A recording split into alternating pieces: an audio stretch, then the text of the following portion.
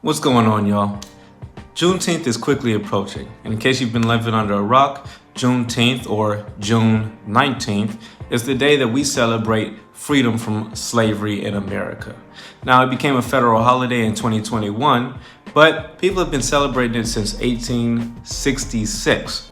Although technically the Emancipation Proclamation was signed by Abraham Lincoln back in 1863, this was before the internet. This was before Black people could read.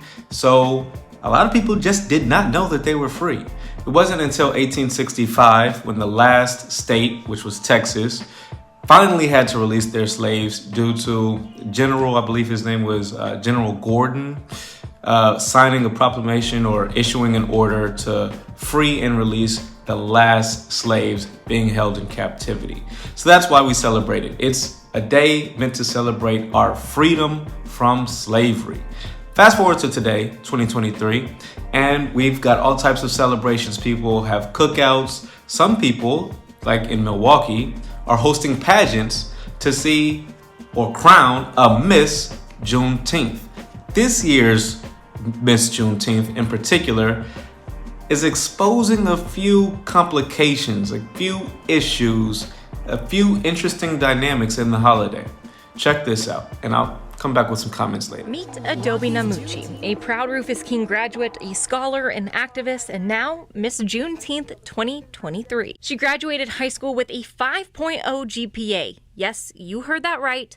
5.0 on a 4.0 scale. I'm an international baccalaureate student. She even started her own charity, supporting the community in her mom's Nigerian village. I started a charity called Bia Nakota. It means come and collect in Igbo.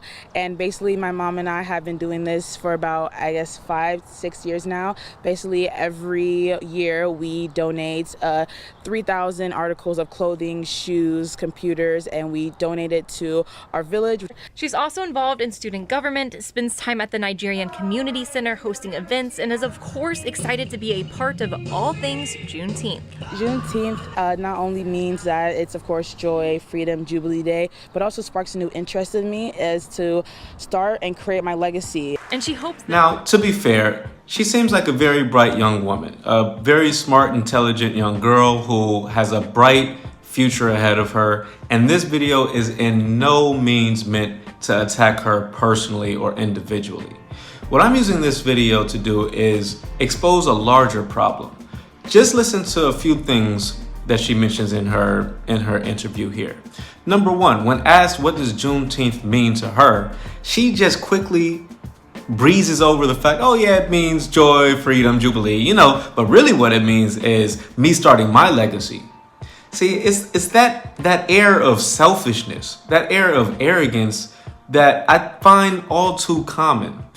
Here's the thing about it. As a foundational Black American, we would emphasize the fact that, hey, our ancestors, our family members for centuries were hung, tortured, raped, worked to death with no compensation at all. And finally, after wars, after fighting in multiple wars, they finally won their freedom. They were finally free. And I, as a descendant of this lineage, have the ability to stand here in front of you as a full citizen, receiving all rights recognized as a full citizen.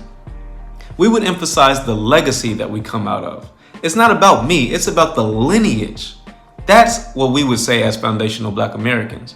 But as an outsider just coming in, oh great, I can benefit, I can get a scholarship. This is about me and my legacy. I'm creating a new legacy. I can get my scholarship, it's all about Juneteenth. Yeah, freedom, joy, jubilee, and all that. But yeah, it's really about me and my legacy.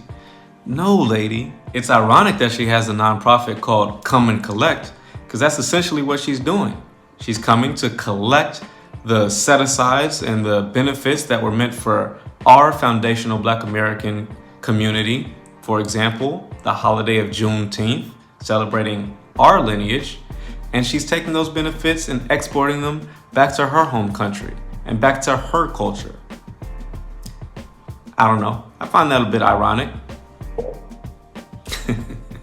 Like I said, this video is not meant to demonize this young woman. I wish her the best in life. She seems like a very intelligent woman, What did she say? 5.0 on a 4.0 scale? Excellent. As a young black woman, I love to see it. But there are certain harms that foundational black Americans are in need of repair from, which she just could not relate to. As a lineage, as a family member who has the funds and the ability to come to America, I know that she's not coming from a family who has suffered generations of broken family structures, intentionally broken by the United States government and by owners, the wealthy, purposefully destroying her family structure. Her name was not stolen from her. She knows her original name, her original heritage. Adobe, whatever it was. She knows her last name. It wasn't given to her by a slave owner. She knows her original religion. What is she, Igbo? She knows what tribe she comes from. There are generational harms and traumas that foundational black Americans exclusively suffer in this country. And Juneteenth is a national holiday meant to address, at least it's a expression of guilt, an admission of guilt is what it is. This is the day when we granted your freedom due to all your hard work, your labor, your ability to survive and fight continuously through all of the wars in this country. That's what Juneteenth is about. But outsiders just might not understand that, might not know how to highlight that. And the fact that a non-foundational black American can win Miss Juneteenth, which is a celebration of foundational black Americans, I don't know. Just seems a little bit cliche to me. But hey, maybe I'm overreacting. That's just what I think. If you agree, hit the thumbs up button. If you disagree, leave it in the comment section. I check all my comments, so I'll be sure to respond to you and yours.